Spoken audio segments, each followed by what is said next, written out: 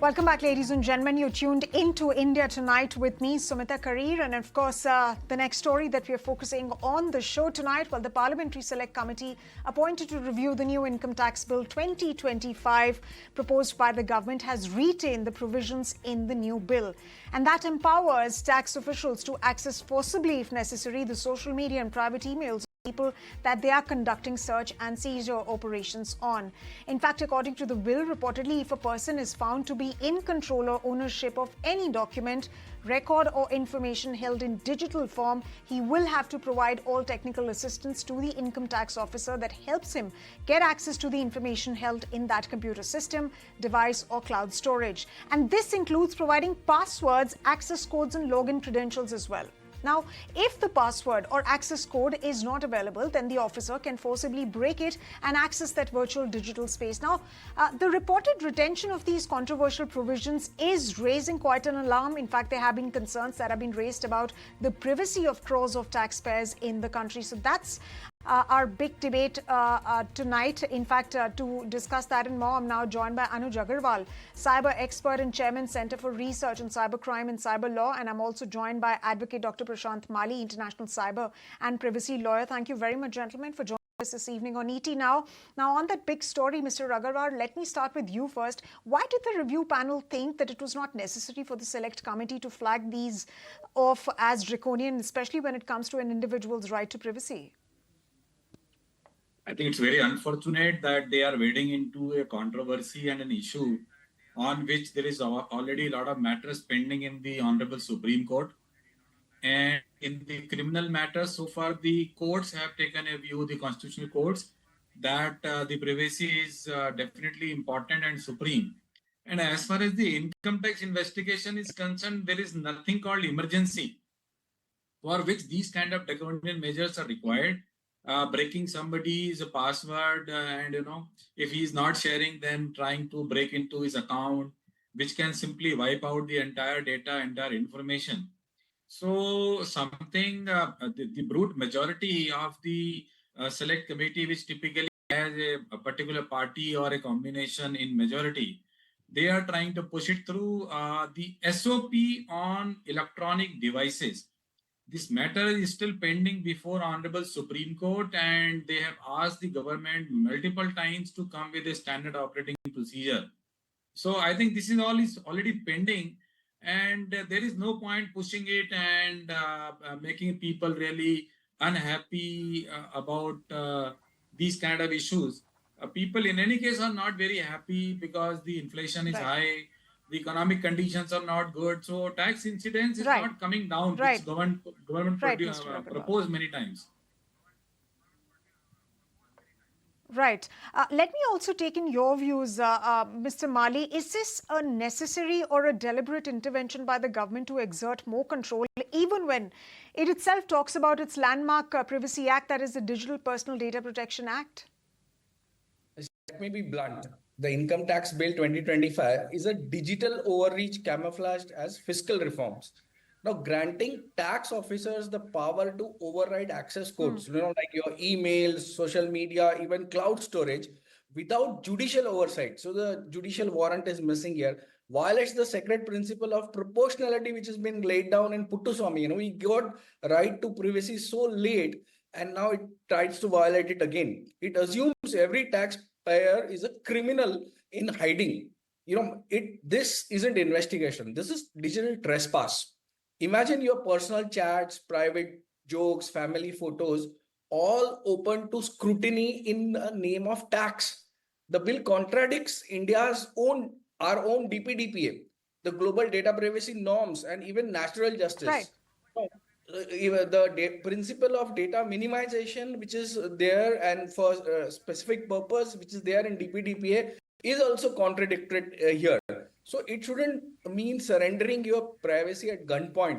The tax collection must be legal. It shouldn't be Orwellian.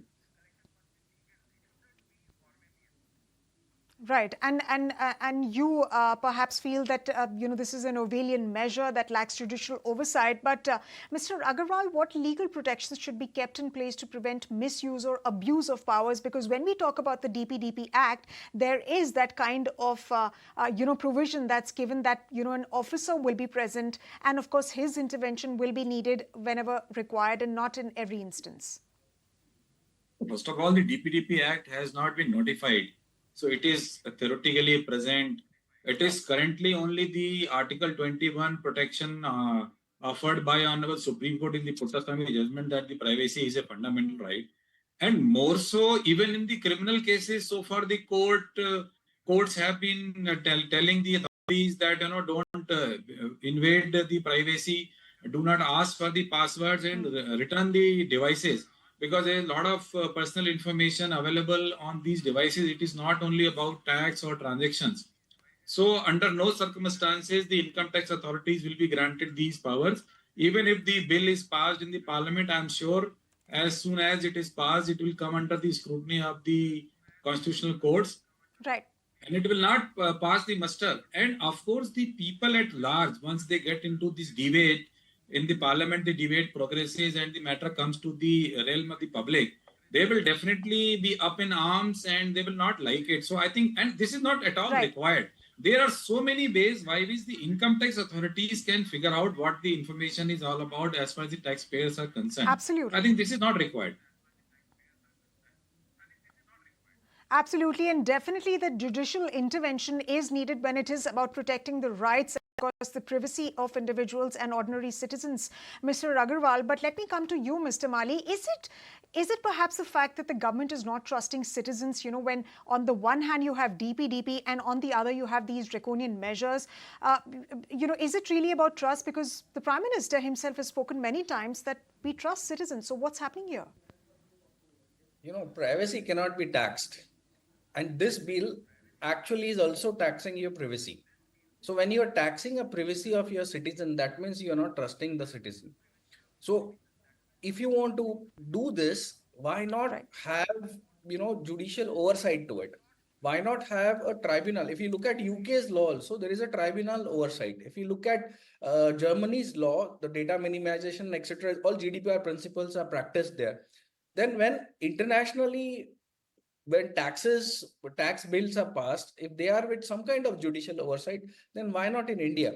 Now see, this can also lead to chilling effects. People will be more cautious what they are writing on WhatsApp, how they are presenting their views, what they are writing on their emails and chat boxes, what is open to public and what is not open to public, because everything what you write as a meme also can get construed as that this is taxable liability, or this is a figure, or anything you can get spoken, because income tax officers are known to over interpret things whatever are found in diaries and small chits, and they can over interpret things what are your social media messages, or if you're wearing something branded or something like this, then they can extrapolate your income and tax you accordingly. So that becomes an issue now.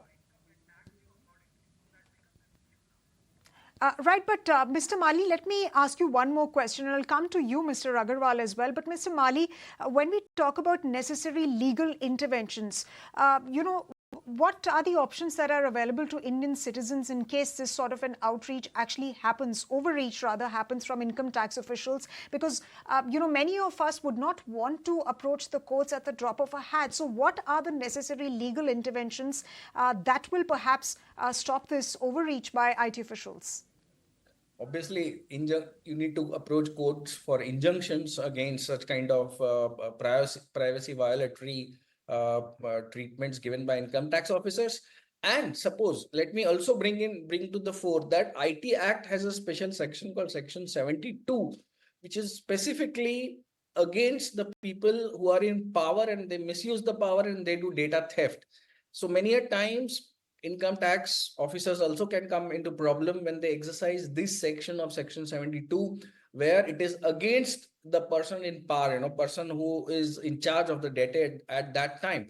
And so this can go against them. So you can file a FIR against an income tax officer under Section 72 of the IT Act too. So this is one option. Another, obviously, when against this, You can go for self-incrimination under section Article 23, and file PIL against them, or file injunction suits against such kind of investigation carried out by the income tax officers. Right, Mr. Mali, but that is not the route that us normal citizens would want to take. But Mr. Agarwal, let me also ask you about the fact that who is to ensure that such powers will not be used for mass surveillance or political targeting under the guise of tax investigation, because that remains the biggest question as of now with respect to this bill. This fear is very much a possibility, and we have seen earlier also the misuse of surveillance or so-called investigation in Radia and many other matters which are very well known. Even recently in Telangana, the politicians were under surveillance in the guise of the law enforcement. So such kind of blatant powers given to lowly officers, whether it is income tax or any other authority, are very much prone to misuse. And as far as helpless citizens are concerned, they will even not come to know what is happening. So these kind of powers, once they are given, they are most likely to be misused. And hence, it is very, very important that at least the legislators, when they are in the parliament, when they are making the laws, they must create enough checks and balances. So it must be exercised through the judicial intervention, and at the very high level, approval is required. For example, the approval at the chief commissioner should be required. If in a particular case, it is important to break the passwords or get inroads into some kind of a technical data. So let there be an internal process by which a very senior level official through a committee approve it, and there has to be a proper justification given by the officers who are doing the investigation and why it is needed. So at least the citizens can be assured that they are being not harassed for at the drop of a hat, but there is a process in the government. So I think that it is very much required that there should not be a blatant power to the low level officers, not at all accepted, not at all required. And if at all required, then let's have it at a very senior level with the judicial oversight will be better. All right, so judicial oversight definitely is the need of the hour. And of course, as gentlemen, one of you pointed out that, of course, parallels are being drawn with respect to DP Act, Europe's GDPR with respect to the privacy legislation. But of course, has to be done in totality in a wholesome manner. Thank you very much, gentlemen, for joining us this evening on talking about this big story. Well, ladies and gentlemen, the Parliamentary Select Committee has appointed to review the new income tax bill. And of course, there are concerns that are rising over officials' access, forcibly if necessary, to social media and private emails of people that they are conducting search operations on. We leave the story at that and move on to taking a look at some other stories that are coming in, especially on the earnings front, ladies and gentlemen. Well, Paytm reported its numbers for the quarter gone by, and it swung to profit in the first quarter versus loss in the same period last year. Profit came in at about 123 crores versus loss of 840 crores year on year. Meanwhile, revenue has rose 28% to 1,918 crores versus 1,502 crores in the first quarter. Along with its quarterly financial results for the June quarter, Paytm also announced changes in its board of directors. Now, Group Chief Financial Officer Madhur Deora will be retiring as executive director at the next annual general meeting. But let's listen into what our expert Rahul Jain, who's the director of research at Daulat Capital, had to say about the numbers of the company in the quarter gone by. Revenue are built on all factors possible, and there is an element of cost saving and right mix of the revenue stream, which has led to the improvement in the profitability even ahead of what we were anticipating. If you see the fine prints, there is a increased exposure from non-DLG portfolio within the financial services business, which actually drives the profitability even higher, which could also have led to some part of beat. There is a significant reduction in the ESOP charges, and while the revenues have remained steady. So some of these factors have actually supported the beat even to our estimate, although our estimate was slightly higher than the number that you read for some other broker.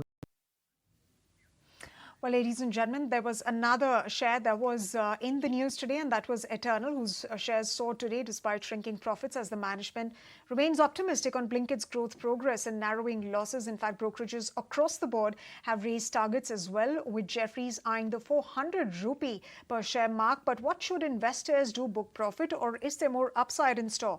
Will Eternal be able to sustain its performance amidst rising competition both in the food delivery and the quick commerce space? While my colleagues Snehi and Varun are joining in with the bull and bear case scenario. Well, yes, let's begin by looking at the bull case first. It's all in the stock price itself today, because if you take a look at the stock price, that's up about 13%. We've seen a block deal, new record high on the market cap, a 3 lakh crore market cap now, a new record high in terms of the stock price as well. The street is supportive of Q1 earnings, and let me tell you why. If you take a look at the overall numbers, the revenue is up more than 70%, wherein we were expecting a jump of 7.5%. So big beat versus our estimates. The B2C business NOV, that's the net order value, is also up 55% on a year-on-year basis. They also have large cash balance on their books, and brokerages, barring a few, have updated or upgraded all their targets as well. So looking very positive on the overall front, Varun. Definitely, there are several good points, but what matters to an investor, to a shareholder, is the profit of the company. And if you look at the profitability of the company, that is down by around 90%. It's just 10% more, otherwise the company would have been in losses. Other than profit, if you look at the overall EBITDA margins of the company, even that has been a miss. So if you look at the operational performance of the company, that has been weak. No doubt, you can say that the revenues were good, but yes, the operational performance was weak, and also the company has actually reduced its profit by around 90%. That's a big number. Well, absolutely. So this is just a broad snapshot. Let's divide the business into segments, and let's first take a look at the food delivery. Their average monthly transacting users have seen a spike of about 2 million people just on a sequential basis, and mind you, these are all unique users. So that's a big uptick coming in for the food delivery business. The adjusted EBITDA margins are at 5% from 3.9% on a year-on-year basis. So big jump over there as well. The GOV growth has sustained above that 16% mark. It's at a 3-quarter high as well. And the management has also said that their NOV has bottomed out and there are only good days ahead, Varun. Definitely, the food delivery business was a tailwind before. Now it has become a headwind for the company, because if you look overall net order value, that is up by around 13% versus the 14% growth that the company has delivered in the previous quarter. Also, if you look at the margins, there is a decline on a quarter-on-quarter basis, and this is actually after 14 quarters that the overall margins have shown a decline. Also, the management has reduced the overall growth guidance from 20 to 15%. So there is nothing to rejoice over the food delivery business of the company as well. All right, ladies and gentlemen, on to some more news and updates that are coming in from the aviation sector. In fact, an Air India plane's auxiliary power unit, it caught fire after landing at the Delhi airport today afternoon, and all passengers and crew members are now safe, we're told. In fact, flight AI 315 operating from Hong Kong to New Delhi on 22nd July 2025, it experienced an auxiliary power unit failure shortly after it had landed and parked at the gate, and the incident occurred while passengers had begun disembarking, and the APU was automatically shut down as per system design. That's essentially what an airline spokesperson said in a statement. The spokesperson also stated that there was some damage to the aircraft while passengers and crew members disembarked normally and are now safe. In fact, in the statement, the spokesperson also said, and I quote, "The aircraft has been grounded for further investigations and the regulator has been duly notified," the spokesperson added.